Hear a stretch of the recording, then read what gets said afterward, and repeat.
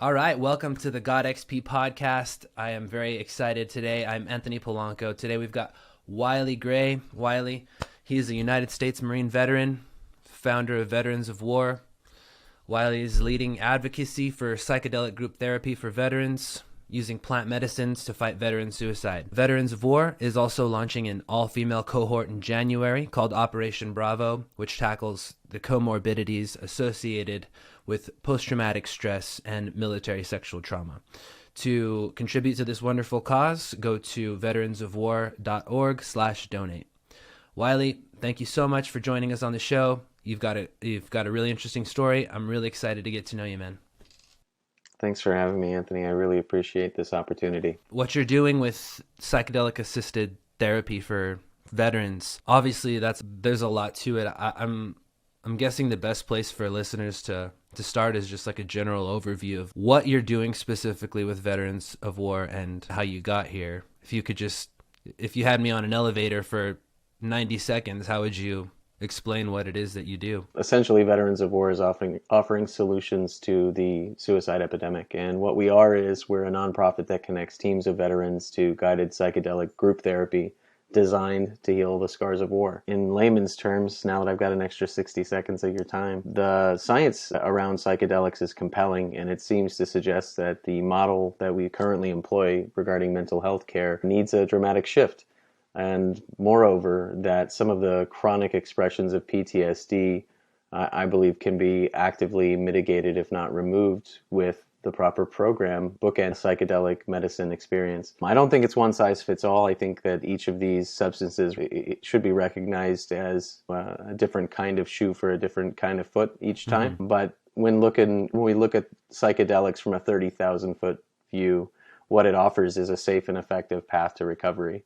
And that's what Veterans of War is in the business of, providing solutions for the suicide epidemic. Yeah, totally. I think that's an important message for people to understand. I think people who advocate psychedelics can be so passionate about the effects and the impact that it can seem like a really radical approach. But just from a rational perspective, if something works really effectively and in a statistically safe manner, it's hard not to advocate something very passionately that you see working in such a dramatic way, especially involving something as life and death, as critical as suicide. And it isn't... Let's talk about radical. You want to hear something really radical, Anthony? Yeah. What's really radical is that we have 17 veterans a day committing suicide. What's really radical is every year that means more veterans die to a preventable outcome than have died in 20 years of active duty military operations abroad. Wow. And we lose that every single year.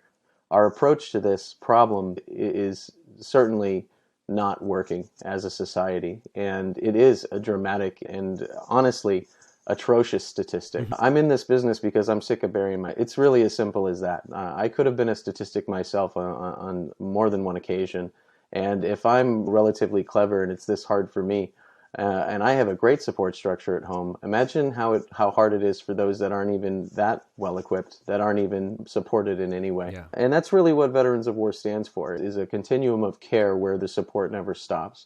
We're a community. We're very exclusive. And what we provide is nothing less than a container for people to activate their own healing. Yeah, that's amazing. That's amazing. Yeah, I think, man, so you said 17 veterans a day. Right. That's almost one an hour. Yeah. That's a heavy number. That's a heavy... I bet it's underreported, if we're being absolutely honest. Oh, yeah. It's one of those things where a lot of veteran deaths are reported as accidents or as overdoses, for example, aren't always included in those statistics. Sure. It's one of those things where if you're in the community, you don't need statistics to back it up. Everybody has a story at this point. And it's really like a tragedy, I think, for us as Americans, because what we're losing is a generation of very hard-won wisdom. Yeah. And at the very least, I think that anybody that's served our nation should expect the right to try to come home, the right to recovery. Yeah. And when I went on this journey myself, I had to take a guerrilla healthcare mission because the VA basically told me I was broken. They said, this is how your brain works now, and this is your reality. We can medicate that reality so it's less intrusive for the rest of the world, but anytime that your medication slips, you're going to go right back where you were. And I didn't accept that, and I'm glad forever I did. But to my great shame, I wonder what would happen if I had found out about these solutions a decade earlier. Right. How many of my friends could I have swayed? Maybe it wouldn't have saved all their lives, absolutely, and I realize that. But on the other hand, if even one could have been, then it's totally worth it. And that clock ticks daily. 17, 17, 17. You can imagine my frustration with the long-term fellowship program not being able to have access to medicine for what went on for more than a year and a half due to COVID because we couldn't travel. The prohibitions on these substances are literally taking lives. Yeah, absolutely. Yeah, it's a burden. It's a heavy burden, but it's heavier to feel it when you've been through it and you're the benefactor of it. And I definitely feel that way as myself, having recovered from suicide ideation. Just like, how could this not be my commission when there's so many people greater than I who are losing their lives every day? And so I definitely honor your commission. I think that's the reason why I brought you on the show. I think it's one of the most fascinating things is like, when the system doesn't work, individuals step up to fill the shoes and overcome the system that's failing. Innovation, it's really like the heart of what being an American is, I think. It's funny that you said people stand up. My intern asked me a couple of weeks ago, he said, no offense, Wyly, but why are you the guy doing this? And I started laughing and I said, I ask myself that all the time. But the answer is because this didn't exist when I had to find my answers. And the truth is, I ask myself every day in my programming, am I developing and delivering for these participants what I wish I had in those experiences myself? What could have catalyzed this growth better? What could have maybe buoyed my own processing of this information in real time?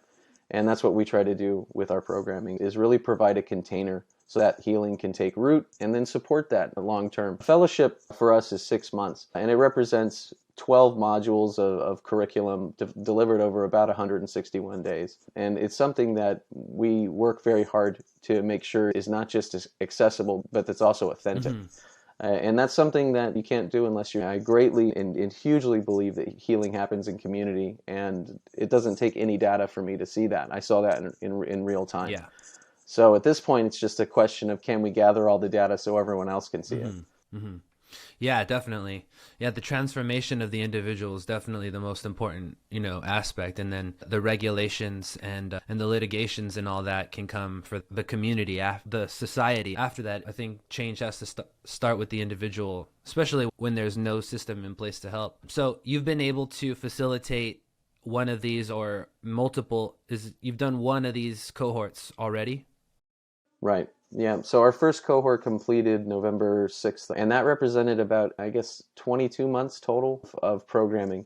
When they initially formed, it was in April of 2020, and then COVID by July, when they were supposed to go have medicine, absolutely shifted everything to the right. That was a terrifying time as the executive director of Veterans of War.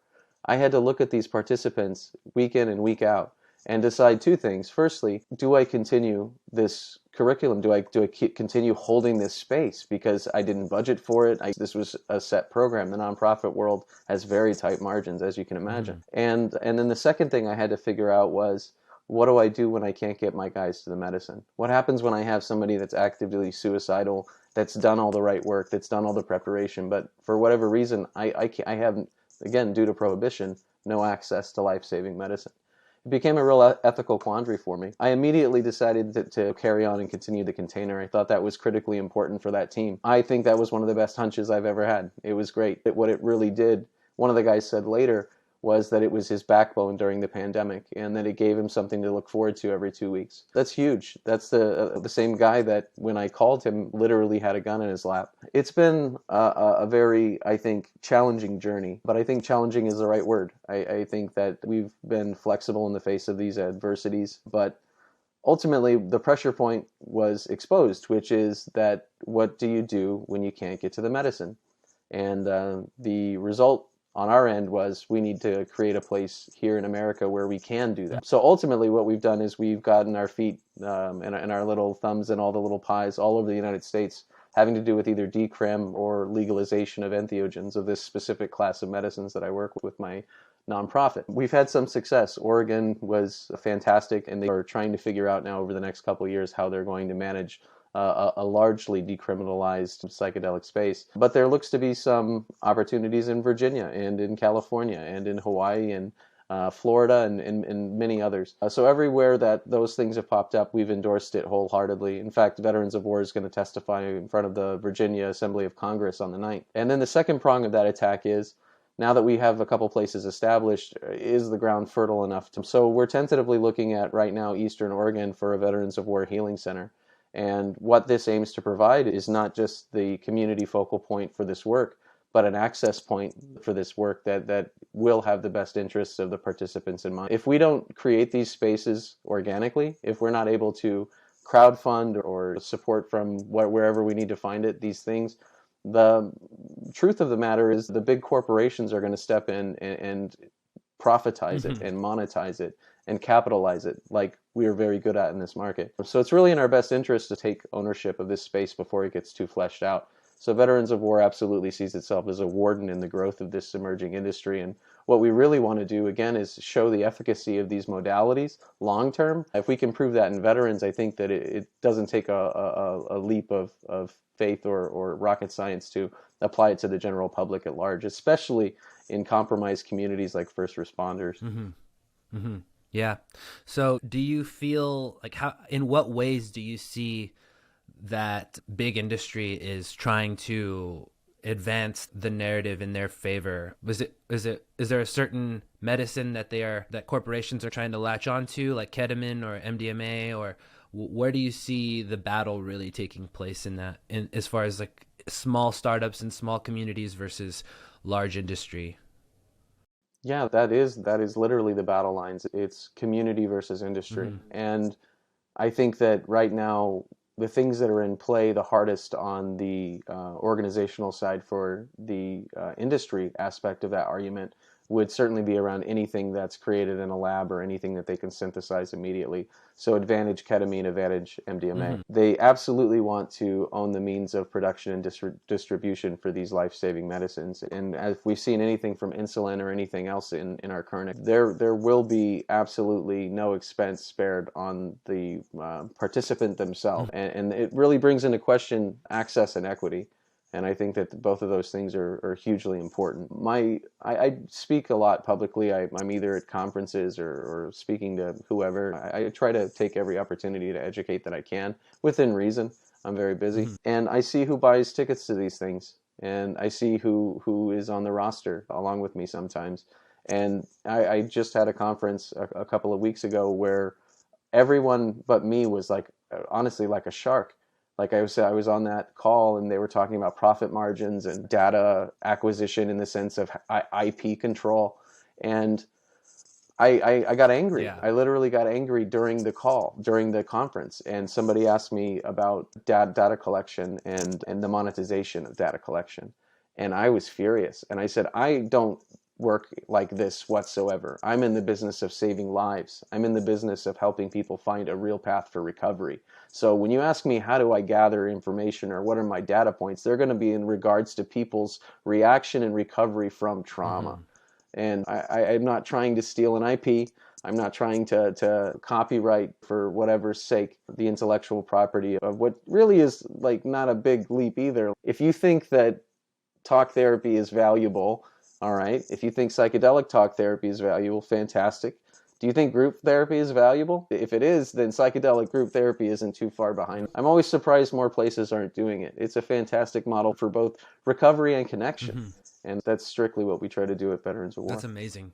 Yeah, I think it's really underestimated. The power and the medicine of being in a community, I think that's something that can't really be replicated at scale. I think just having the tribal aspect of healing is so essential. We might overlook it, and I think the veteran community would be the perfect, example of how even a group of men can heal by just being together and listening to each other. And that aspect of it, there's definitely a social aspect to healing that people need on an individual level. Go ahead. No, I did a lot of healing individually, but I think I suffered a longer length of healing than if I just had a tribe to hear me out. Of peers, that's a necessary component. Yeah. It has to be people that understand what you're going through.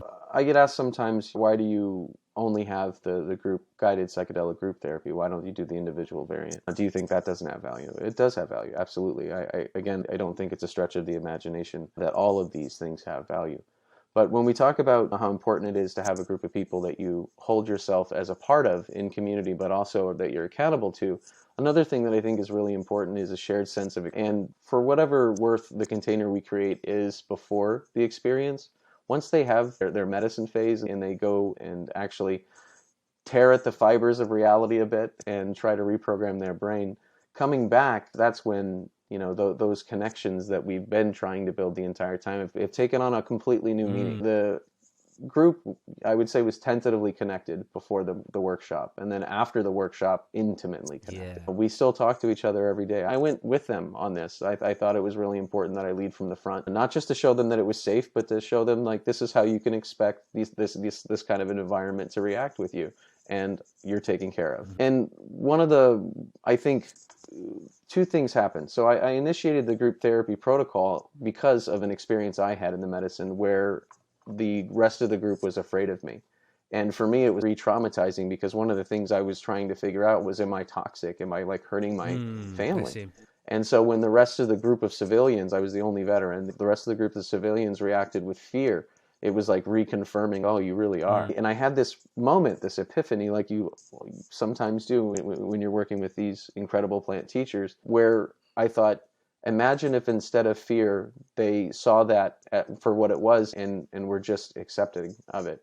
Imagine if instead of fear, you got a hug instead. And I thought it's just so critically important that you have this experience with your tribe. And so that was really the impetus for the group therapy. And my fear when we went to our medicine workshop, we initially had scheduled to go to Iquitos, Peru, which is the heart of where this ayahuasca work happens. And we have a really good relationship with a reputable place that I felt safe in, so I felt comfortable bringing them. But that place, it was just us. It was going to be the 6-man team and the shaman and the facilitators and the Shipibo singers. So when COVID hit, everything shifted. Peru even now is struggling incredibly hard from the ravages of both things like dengue fever and then also the crumbling infrastructure in response to COVID. And so I didn't feel comfortable bringing the fire team there anymore. And so we are bringing the cohort. So we had to make a decision.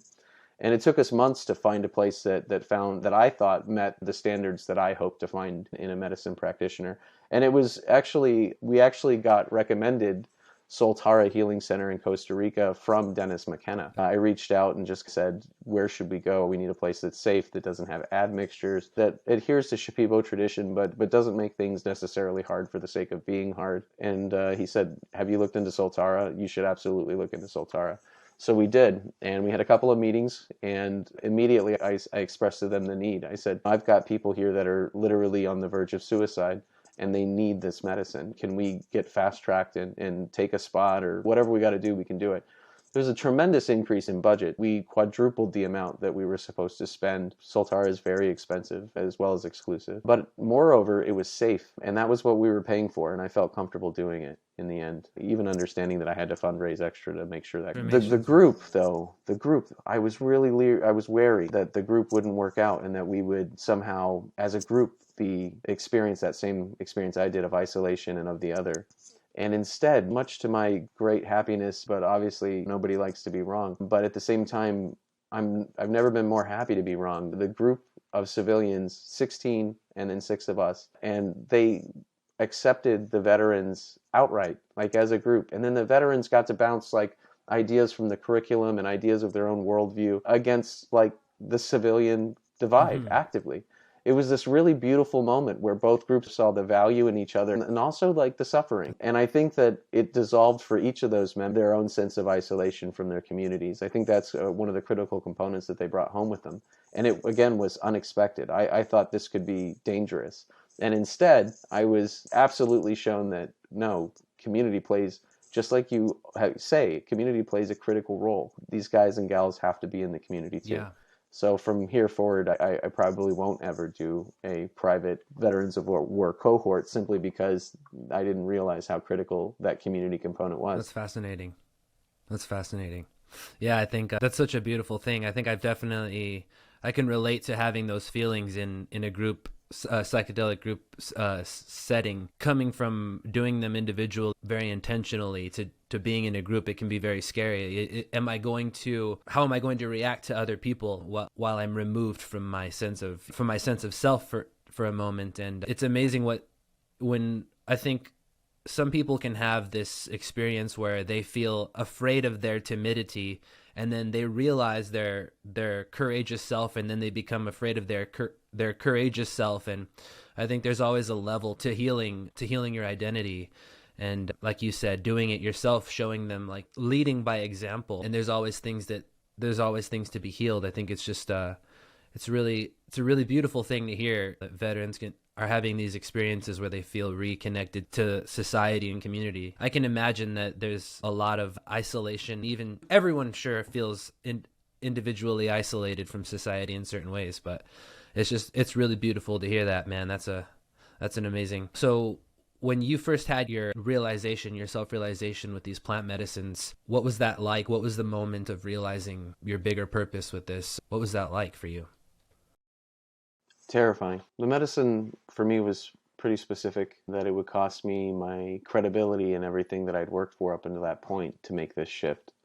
But the other side of the scale on the balance was veteran suicide. Mm-hmm. And then I looked over at that scale again, and my daughter was on it, and my wife was on it. And I thought to myself, what kind of husband would you be if you didn't do the hard thing because it needed to be done? And I thought, I don't know the first thing about doing this. How can I possibly do this? And I just felt like if you do it, you'll figure it out. The most important thing, I think, is to have a vision and have energy to continue even when you're not sure. And I've had to do that a lot, honestly. I win some and I lose some, and I'm sure there's places I could definitely do better. But at the end of the day, I think shame played a really large part for me in my recovery, Mm-hmm. if that's a weird thing to say, but it's true. I always, even when I bucked at the idea of doing this, which I absolutely did, I thought to myself, like, you've been working for years, what are you doing? And I did. I had to start over, absolutely start over. And that was really humbling. I probably did hundreds of phone calls, thousands of emails, and to find the footing, not just for how this needs to be advocated for, but to understand and learn for myself how this program needs to be managed and where we need to be flexible and where we need to be rigid. I really see it in this movement. I think surely I'm not alone. There are other organizations that are doing similar work as to what Veterans of War does. But what I really try to do in that work is create a safe place for community to thrive. Mm-hmm. And that's the difficult part of the work, honestly. That's where authenticity is key. Yeah. Yeah. Man, that's amazing. So with the cohorts and the community, how do you see, is it the transformation that the people going through the cohorts experience that makes them stay attached to the community? What is actually keeping that connection and those friendships going? Yeah, firstly and easily, the shared experience of having medicine together multiple times. That's an intensely personal and connectively driven exercise. And what I mean by that is, in real life, I get funny feelings about people a lot that I've drank with. And I'll call them, and invariably something's happening in their life. Either it's great stress or they're going back into medicine. This is something that I don't know. I'm not a scientist, but I suspect is probably happening on the quantum level. I think there's some sort of entanglement or something that's happening in our brains, in the energy of our consciousness. I'm really not sure. And I know that sounds crazy coming from the West to say something like that, but I just don't think we have the technology yet to measure Mm-hmm. it. But we're really clever. We'll figure it out. What I can't deny, having had multiple experiences, is that exists. Yeah. For me, that's very real. And so there was a real also level of, you're going to bring other people to this, and they're going to be connected not just to you, but to this whole movement. You're going to take wool off of people's eyes in a very real way that, much like the movie The Matrix, you can't just go back Yeah. from. Once you unsee reality, you can't have that. And there's a real sense of, for me, respect for that journey, one, and caution to ensure that the person taking that journey knows that's what they're getting into. I very consciously went and took ayahuasca by myself in a poor place without speaking the language. I don't want anybody in our programming to ever have to encounter, or any veteran for that matter, that kind of a healthcare mission. Mm-hmm.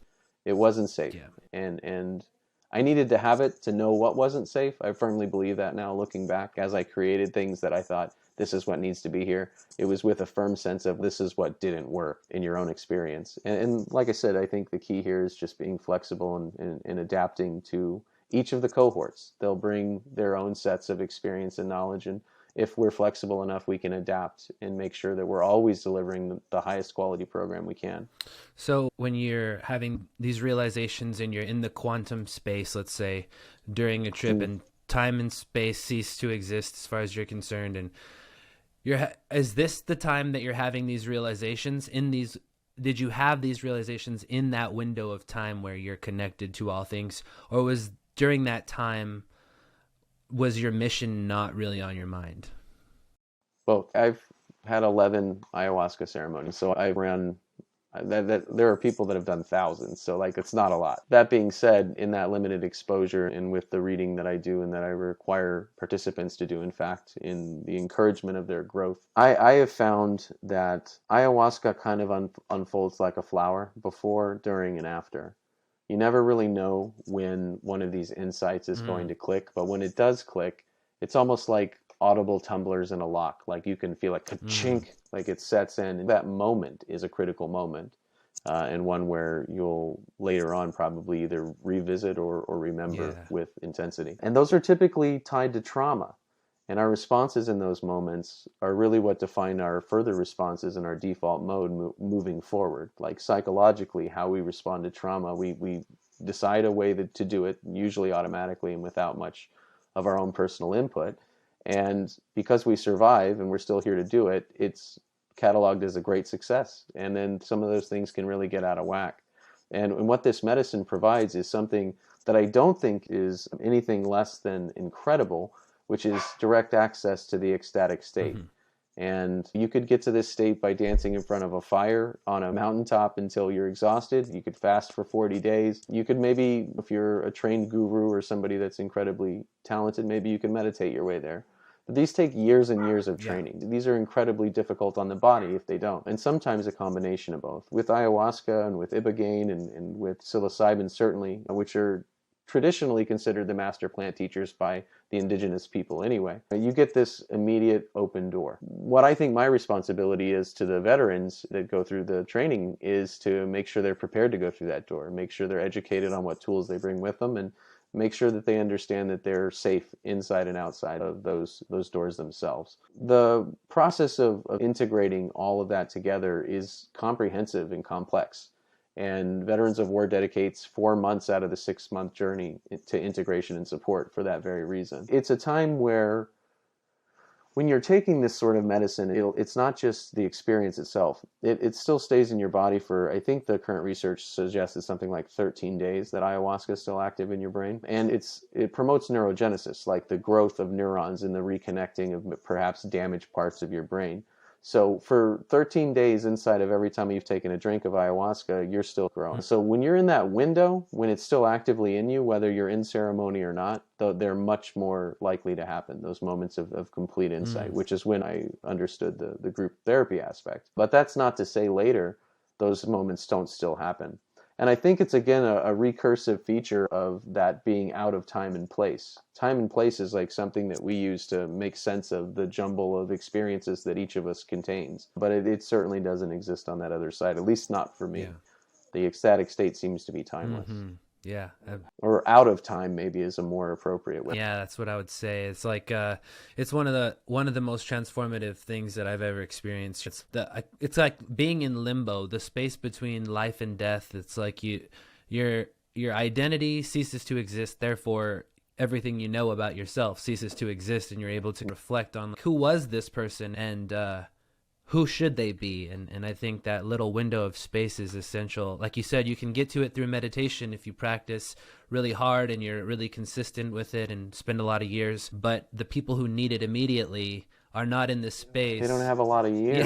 They don't have the energy, even the emotional capacity to put themselves in that place. And I think that's one of the things that I was really happy to talk to you about, is just as an advocate of recovery. It's the paradox is, if you tell someone to recover, they don't have the emotional capacity or the energetic capacity to begin that on their own. And sometimes for me, it drove me all the way to the suicide moment to finally initiate enough energy towards fixing myself. And by that time, it's for a lot of people too. By the grace of God, I was able to do that on my own, but I had to whittle myself down in self-destruction to a point where I had no other choice. It was either take the poison or turn my life around. And I ended up taking the psilocybin instead. And with the intention of, hey, I'll take enough that if this kills me, I'm in the same place. And I think that was the life-saving moment. And so I think the idea that recovery, you almost need somebody there to just help you along, because even just to hold your hand, to be a human there. Yeah, if you need recovery, you can't do it on your own. It'll kill you to try. You might make it, but it's better to have people, have messengers, have tools, have resources out there to help people pick them up before it's too late, before they get to the bottom. It's incredible. I watched a short film that Dr. Gabor Mate was in, and one of the things that I thought was really compelling was the line about, if you don't pick up a baby, it will die. Even if you provide it everything else, we need contact as a species. We thrive in contact with each other. And that's harder and harder to do, it seems like. We had this grand idea of what the technological revolution would provide us. And instead of being this utopia where everyone's connected and feels unified on a front, there's this great dissolution of information where everyone is siloed in their beliefs, which are only reinforced in echo chambers that echo to eternity. And what's coming out of that is incredibly toxic. One of the things, I always take a deep breath when I get off the plane in the jungle in the Amazon. There's a moment where you literally step out and it's like a wave of heat hits you. It's immediate. Poof, hits you right in the face.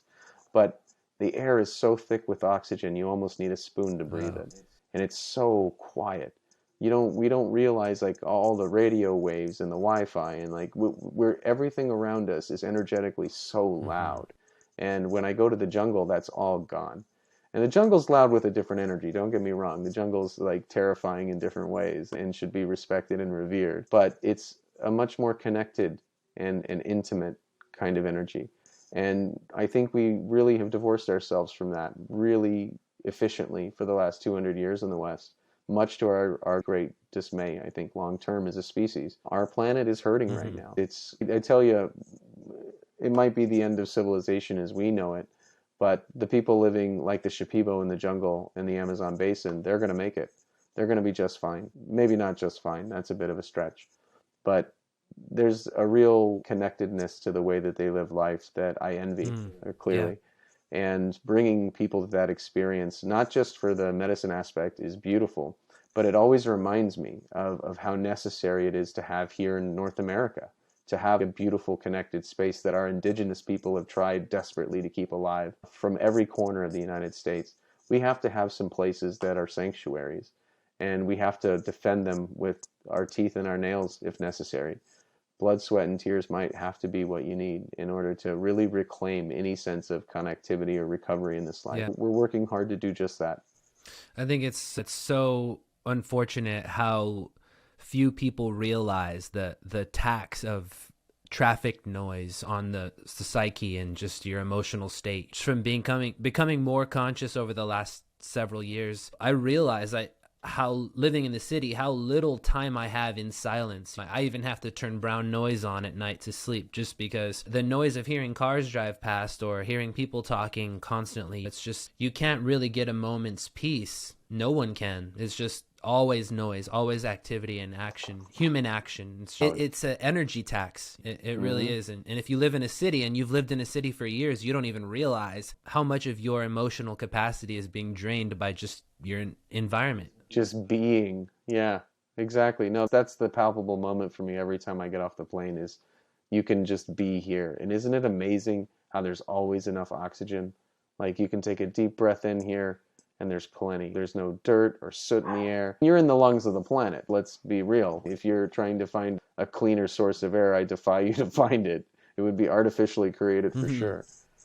Yeah. I think it's just, so I guess the dilemma that my mind encircles is like, how do we how do you show someone who doesn't realize how bad it is without the medicine, if you were just to tell someone like, yo, there's a better way to experience life, or there's something you can do so that life becomes open to you? What is that moment of conviction? How do you explain that to someone who's suffering, who's struggling? It's a difficult moment for anybody, and I don't know that there's a right answer, but I can tell you what I do. I look at that as a patient gardener. You have to know where it's fertile to have that conversation. Sometimes that's not appropriate nor necessary, and it might not value anybody. But once you plant the seed and you tell somebody, for me, what really shifted my perspective is this idea that you don't have to suffer. Like your purpose here isn't just to suffer. You don't have to just suffer, and you can recover. You can literally thrive again, not just pay the bills, not just to go through the motions, but be reconnected in a way that's meaningful. Yeah. And it's going to be scary. The price of this ticket is not for everybody to pay. That's the truth. And so some people's ears will perk up to that message, and other people will make jokes or find a way to make it safe because it's not a safe journey for them in their thoughts. And for that reason, you just have to meet people where they are and respect that, you might be wasting your time. Yeah. I have people in my life that are amazing people that I think would benefit so immensely from going on any of the many available places to have a sacred medicine journey. And those that have wanted to take up that experience have contacted me. And at this point, I make it pretty well known what we try to do. And I think the science is behind it. The anti-inflammatory properties, the fact that there's very little risk for death. It's safe in a way that I think Bayer and Pfizer would wish any of their IP properties would. But with that being said, it needs to be approached the right way. All psychedelic medicines are, the hallmark of the medicine itself is how important set and setting are. And we say it so much, do we take it apart? What does that mean? That means the place that you actually have the experience and your mindset when you go into it. You have to be prepared in your mind, and you have to be prepared physically in that place to sustain this journey. And these are things that I think a lot of people take for granted. We have a very transactional nature here in the West with everything. And I don't think, personally, I would not encourage anyone to have a sacred quest transactionally. That's the best way I could put it. Yeah. I think you're the perfect voice for this, with your rational mind and your career in a very Western career, serving in the Marines, and just your rational understanding and approach to this. It's like you're able to remove a lot of implicit bias just because of your identity. And I think that's something I'm able to do as well with meditation and spirituality and also depression recovery. Just like, hey, there's a rational explanation to why these things are valuable. And I think that's what Americans need is just, look, just break it down to me. What are the P's and Q's of this thing? And can we talk about each of the sort of available tools in the toolbox for recovery? Absolutely. I think that'd be an interesting piece. Everything here is anecdotal. I'm not a doctor, but I've been an armchair scientist and researcher here for several years. As far as I understand it right now, we can look at that question two ways. The first is the Western mindset. What do we see it as? And then what does it look like in the indigenous cultures where it's coming from? And I think both should be taken into account. So when we look at something like psilocybin, that's been grown all over North and South America and now in much of the world for quite a long time. It has a storied and powerful tradition as a sacred plant teacher. It's typically understood in the mystical sense as being sort of mischievous children in nature. It's got a plurality to it, to its experience that other medicines don't seem to have. And in reality, what it does is it opens up the connections between the ports firing in your brain for either not just basic thought, but memory retrieval, it opens up your neural pathways in ways that are frankly amazing. If you looked at on a graph a typical connectivity for a brain, and you were to say there are, for example, four lines going across that graph that represent your neural activity. When you introduce psilocybin, instead of 4 lines, there'd be something like 40 or 400. So it's an incredibly powerful tool. It can lead to ego death and ego dissolution, which is an incredibly different topic of it in its own. We could talk about that for hours, but that can be pretty scary sometimes. So again, any of these things that I'm talking about, I'm always going to say this should be done in a mindful, in a legal way, and certainly with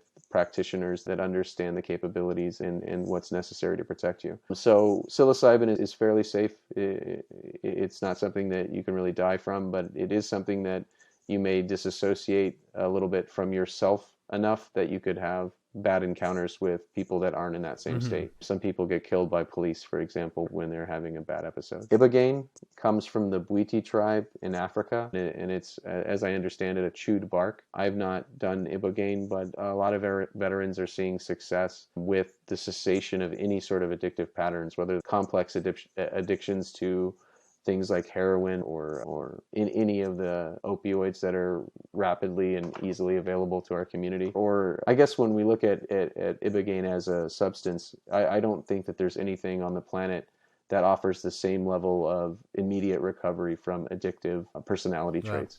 So people are anecdotally taking Ibogaine on one time over the weekend that have intense, for example, heroin addictions, and they're able to kick that weekend with no withdrawal symptoms. That's, again, all anecdotal. You develop enough case studies and suddenly it becomes the trend. Ayahuasca, on the other hand, is, I think, a very powerful plant teacher that instead of having a direct push towards addiction, instead, I think is very valuable when we talk about shifting the default mode or recovering from unseen mental traumas. Trauma has a way of lasting in your brain, both physically and chemically, and it shifts how you process information in several key regions in your brain. And ayahuasca seems to either restart those areas or re-encourage the connection or interconnectivity between those areas, as well as have a complete anti-inflammatory effect on the nervous system. So a lot of the hallmarks of PTSD expression tend to come from, at least research would suggest, inflammation along the entire system itself. So yeah, it's got some pretty amazing properties. And then finally, San Pedro or peyote or mescaline.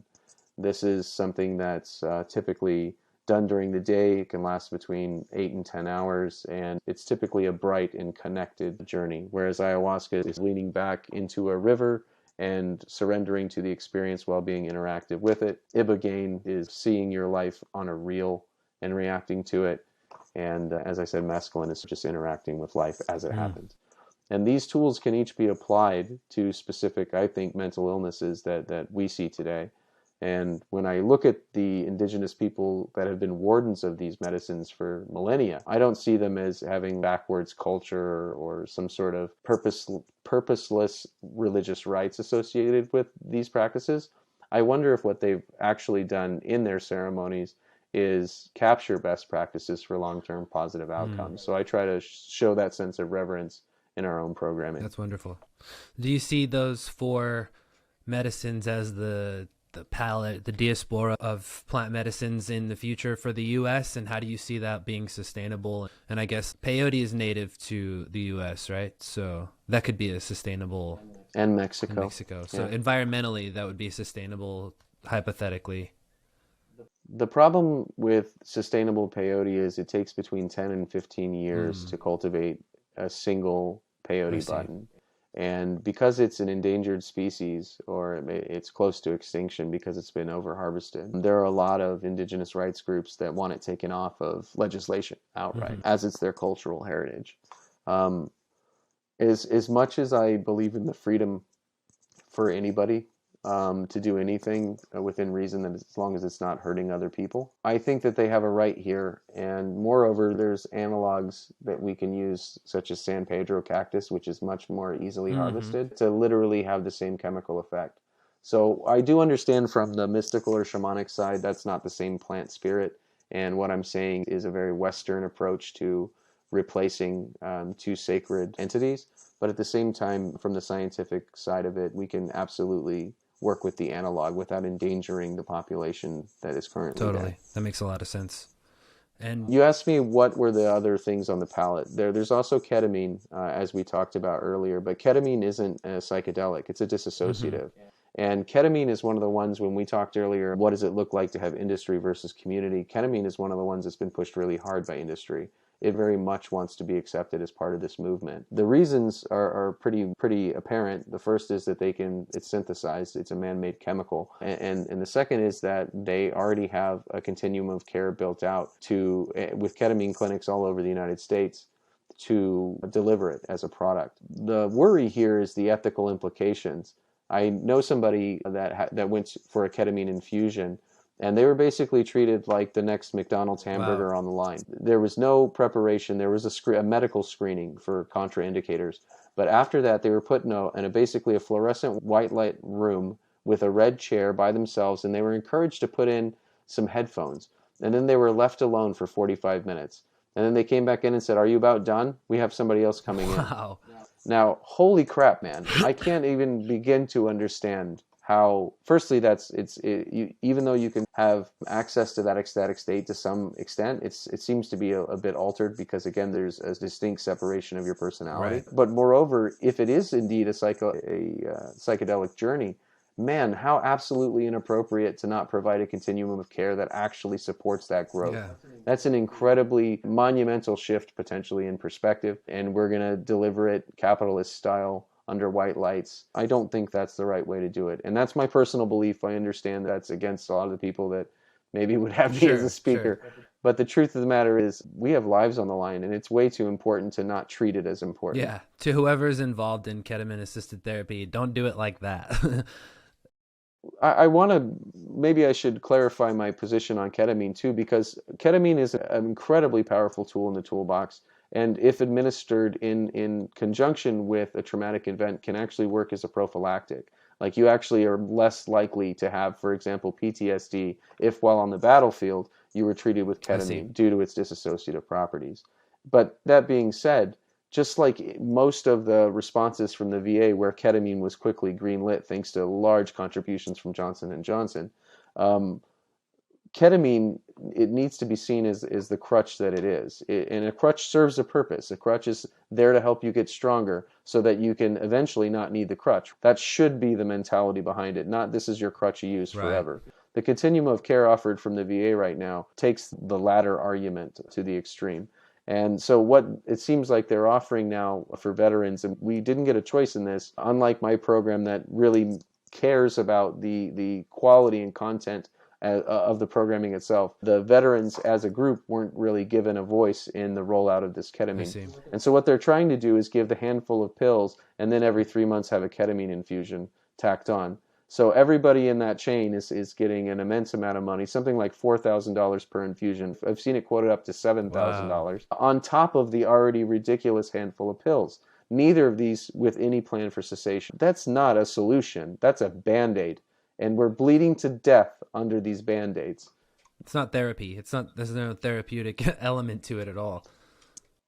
For my program, if somebody were to come to me and be actively suicidal, it would be incredibly appropriate to advise that person, if I were a medical professional, which I'm not, to advise that person that a good stopgap is ketamine. It can show that for about 80% of people, for the next 2 to 3 months, you're going to be stable. You're going to have a new connection. The programming at Veterans of War, the first phase of that programming, education and preparation, is 2 months long. That's an incredibly effective Band-Aid for the exact amount of time I Hmm. needed. So it certainly has value, but we need to be in a place where we can critically assess where these things should be applied, where these new medicines should find their homes in that toolbox for recovery. How fundamental is the curriculum as far as from an existential perspective? How deep do you go before someone takes the medicine as far as reconstructing their paradigm, their perspective? Your curriculum, is it mostly about the psychedelic experience or is it mostly just about perspective in life? How would you describe your curriculum? The curriculum is intensive, firstly, and it requires quite a bit of reading and responding. It's Hmm. interactive. What we try to do, the first 4 modules of the curriculum are, as I said, the first phase, which is education and preparation. And so what we're trying to do is firstly teach them about this is the scope of the program itself. This is how it's going to be delivered. Here are the actors involved. And then we try to say, here's the medicine. This is what the science is of this medicine. Here are some of the mystical reports from this medicine. Here are the contraindicators for this medicine. We want you to understand and walk into this with open eyes. And then when we take them to the medicine, we don't try to take over that experience. We hire professionals to take over that experience for us on purpose, because it's something that pays homage to the indigenous traditions themselves that cultivated and protected it for so long. And again, like I said earlier, my hunch is that they've saved best practices. So if that's the case, it makes a lot of sense for me to make sure that the experience itself is as authentic as possible. But as far as guiding beforehand, we emphasize on educating and preparing. Afterwards, I think, is where the rubber hits the road. The integration and support is where really I think Veterans of War programming can be an essential or an integral part of their plan for recovery. I think that when we talk about recovery, it's almost like a buzzword sometimes. And what does it really mean? What are we trying to... You can take the anecdotal evidence. We could say a real life response, for me at least, was, I know a guy that had a gun in his lap and now he says he's an 8 out of 10 and he's smiling. That's a huge victory. But from, I guess, a more, distanced perspective, how do we measure that? I think that there are a lot of tools the VA has given us, like the CAPS-5 or many of the self-reported tests of where your mental state lies at any given point. And we try to employ those in an active data collection process for that very reason, to measure where we're doing it right and where we might need to emphasize. But I think that really recovery, as complicated as it is, it necessitates a fairly comprehensive approach. So we have in the protocol for support in recovery on the back end, for integration specifically, we have modules dedicated to nutrition, to meditation, to yoga, to sunlight and exercise, to the importance of sleep. And what we're really trying to do is emphasize, honestly, pretty basic and easily implemented tools to immediately shift how their body operates. Nutrition's a big part of it. We have one of the modules on that specifically. And all of these are to build a comprehensive plan for recovery, ultimately. It's to provide multiple tools, because we realize that not every tool will resonate with each person. So we want to have a plethora of options available so that each veteran participant has the best possible chance at actually activating their own recovery. That's awesome. That's awesome. Yeah, that was really my curiosity, is just how in depth the curriculum is, like on an existential level. It sounds like you're really helping people fill in the gaps of their lifestyle and their life narrative. And like you said, one way we can suffer from diet, and other times we can suffer from just the way we look at life, or our activity levels. So yeah, that's really cool. What has been in the beginning stages, what's like the most transformative tool that you feel people really benefit from even before the medicines? Because I'm sure they're experiencing transformations even before the medicines. Once the seed is planted, things tend to get chaotic for people. And we talk about that during our first meeting. You've planted the seed of change now, and your life is going to respond to it. It's difficult to presume to know what each person is specifically going to do and how they're going to react. But I think that our mission, again, is to create that container. So when we look at the difficulties, I think the first initial difficulty is literally building that authentic container, showing the veterans that this is a space that's both safe and that you can be vulnerable in. And really the way that we do that is by hammering home our core values. And we have 4 core values that we really push to all the veterans. The first one's to show up. The second one is to work hard. The third one is to be vulnerable. And the fourth one is to support the team. And at every opportunity, we reinforce those core values. And I think they're applicable not just within the team framework itself. They're applicable to life. When we say show up, we mean show up for your family. We mean show up for your work, for whatever you're producing in the world. Show up for you. Make sure you have grace for yourself on that journey. When we say to work hard, we mean that. Like, none of this works if you don't.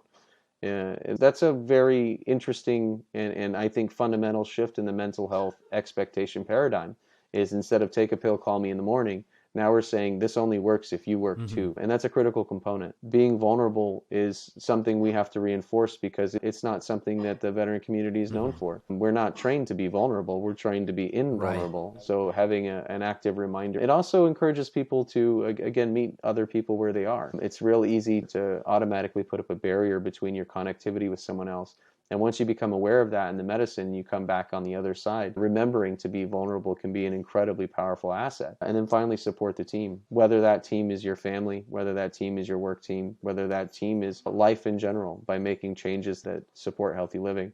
Support your team. These core values guide us, and that they're a critical part of the framework we try to create here in our community. A conscious ownership of your life narrative.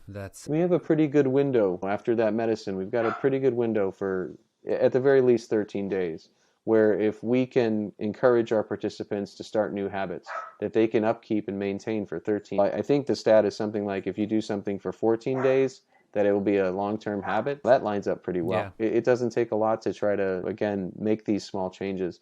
I had a really good leader once when I was I was actually right after I was in the Marines, when I first got into the civilian sector. And he always had a speech where he would talk about how important it was to change the trajectory just 1 degree. And how, like, on a long enough trip, especially when you look at goals in your life and things like that, how one small thing, 1 degree over 5 miles, suddenly you're so far away from the target you were aiming at. And the same goes for your recovery. If you can move one of these traumatic elements 1 degree away, how much better does your life change? Yeah. If you can shift just one habit into a positive habit in its place, how much over the course of your life does that change the quality of your life? So I watched a YouTube video where they said Yoda would be the most powerful Sith ever, because his propensity for darkness is exactly his propensity for light.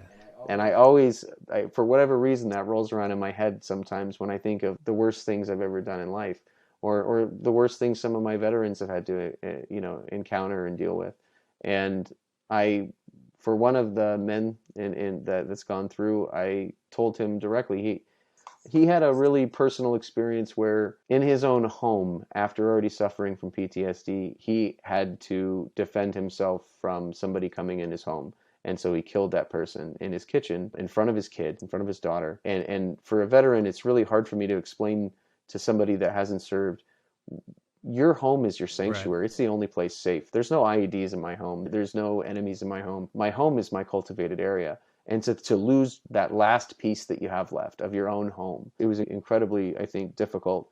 And I told him, I said, I really believe that as dark as you feel like that you are because of that, because he carries a lot of guilt for that. I said, no matter what the circumstances of that situation was, whether you feel guilt or not, that your propensity for that darkness is equal to your propensity for light. So feed the light. You get to choose where you funnel your energy every day. You get many opportunities to choose what you want to feed the light. Mm-hmm. Yeah, absolutely. Absolutely. I think there's that part of our shadow that always makes us feel in conflict with ourselves. And when we can just accept that we are a whole unit, the shadow and the light, we're a whole one person, and we can just roll with it. And I love that. I love that. You can't be light without being equally dark. You have to overcome equal darkness to produce equal light. Yoda said, "A part of me you are, control me you will not." Yeah. And that's, like I said, you can't get better than Yoda. Mm-hmm. Yeah, it's true. That I feel like there's a conspiracy of super enlightened beings that make kids shows and animated movies because they know that they can affect future generations by through storytelling instead of maybe a 10-hour lecture wouldn't have done it, but Yoda saying it for 30 seconds will influence millions of people. No, I mean, that's in the end, like I said, I don't, when I look at pop culture, I don't just dismiss it as garbage. I think to myself, if you look back at the 50s, what were the movies? Like giant monsters attacking it was all like reactions to nuclear warfare and radiation and not understanding what that reality was. You look at when I was coming up in high school and it was like the Matrix. Are we all like part of a program? We're all replaceable? We're all like a cog in this infinite machine that only cares about production. You look at it now. Things got really apocalyptic in the last few years in the movies. One of the most popular movies is really Avengers Endgame, where half the population is destroyed. Right. We have a real cataclysm fear, and that's pretty appropriate considering the damage we do to the planet. Yeah, absolutely. Even Dune just coming out and recapturing people's imaginations. The post-apocalyptic. Go the opposite way. Doctor Strange and Ghostbusters. Like, we're having a renaissance of spirituality too that's living with this cataclysm. And I think these are seeds of enlightenment that are planted all over. And I think, again, that maybe this path isn't for everybody, but for those who feel called, I think it's not unreasonable to expect a safe and hopefully productive access point to these medicines. Absolutely. It's critical, potentially critical for the survival of our Mm-hmm. species. I totally agree. Wholeheartedly. So let's talk about the Operation Bravo cohort you have coming up. How is Sure. what is the dynamic difference, and what are you expecting in the dynamic difference having women have this experience versus the experiences that men together might have? What's going to be the significance of having a bunch of women veterans come together and have these experiences? The story needs to be told. It's as simple as that. There's a strange thing that happens in the veteran community with specifically our interaction with the civilian community, where for whatever reason, female veterans are given short shrift. Whereas if I go and park at a parking spot, nobody second guesses me. If a woman were to park in that same parking spot, somebody would say, get out of that parking spot, it's for a veteran, or Right. something like that. There's an incredibly untold tale of women in service that I think deserves to be told. The impetus for it, though, wasn't nearly as noble. The truth of it is, when I started receiving applications, I got a disproportionate amount, and continue to, of women veterans. And one of the through lines for those applications was military sexual trauma, which is something that I didn't really have much connection with or understanding of. But it seems to be fairly prevalent in the military for women. And while women make up something like a tenth of the total fighting force across all services, military sexual trauma in their ranks sits at something around 60%. Wow. And again, I bet that's underreported. And so when I started receiving these applications, the first question I had to ask myself is, why am I getting all these women? And then the second question was, why is there a through line of military sexual trauma? And then I started looking up the expressions of military sexual trauma, or sexual trauma in general, with the American Psychological Association. And wouldn't you, it seems to express itself exactly along the same parameters, and might even simply be another expression of PTSD. And I thought to myself, if this was really powerful for me and I can sleep again, and it repaired my brain enough that I don't feel forgetful anymore and that I can string together coherent sentences, I imagine that these women would find the same benefit in healing. And then the question came, well, how do you deliver this container? What does this container look like? The first thing that we changed was, the first group was called a fire team. One of the big pieces of feedback from the fire team was, we don't want to be in a fire team. It implies that we're unequal. I see. And it's one of these things where we're all supposed to be on equal footing here. And I said, no, it's not about that. It's about taking the best parts of those things, but that doesn't matter. The truth was, that was very good feedback. So moving forward, their cohorts, their classes. But for the women's journey themselves, what does that mean? We've completely redesigned the curriculum with military sexual trauma in mind. We have tried very hard to mold and shape our program to encourage this different container as it needs to be built. And by that, instead of having, firstly, it's not integrated, it's all women. Secondly, we're not working with the same male. Our staff member's not going to be me. So it's going to be my first hands-off cohort. I thought it was maybe inappropriate to mansplain my curriculum to a group of women that might be potentially re-triggered just by who I am, through no fault of their own or my own, just the role that I have as a blue-eyed white man representing a military nonprofit. So I wanted to make a container that was for them outright, that is for them, that is #HerJourney, that isn't about me at all, in fact. And my hunch, and I hope that this is a good hunch, is that because it expresses the same way as PTSD, that it will be affected by the medicine in the same way as PTSD. But there aren't studies. There isn't research. And for me, that I understand and hear the ethical quandary that poses, but the reality, this is the good kind of trouble to be in. I'm trying to save lives, and that means that we're going to take some stabs at recovery options that maybe haven't been offered. And the other side of that coin is, if we don't, we lose more men and women every day. But yeah, we fundamentally have shifted the programming to accommodate for that new journey, that new mission, and ultimately, hopefully, a storytelling and recovery platform for each of those women individually. Yeah, I can imagine how much value women's circles can generate just for each other. And that seems like it seems like a more apt and appropriate thing for women to expect to be in a circle with other women rather than with men. I think we have a really closed off mentality. I don't need anyone to know my business. I got a closed heart to the world. And I think opening up opening our hearts and being vulnerable is a really hard thing for men to do in general, generally speaking.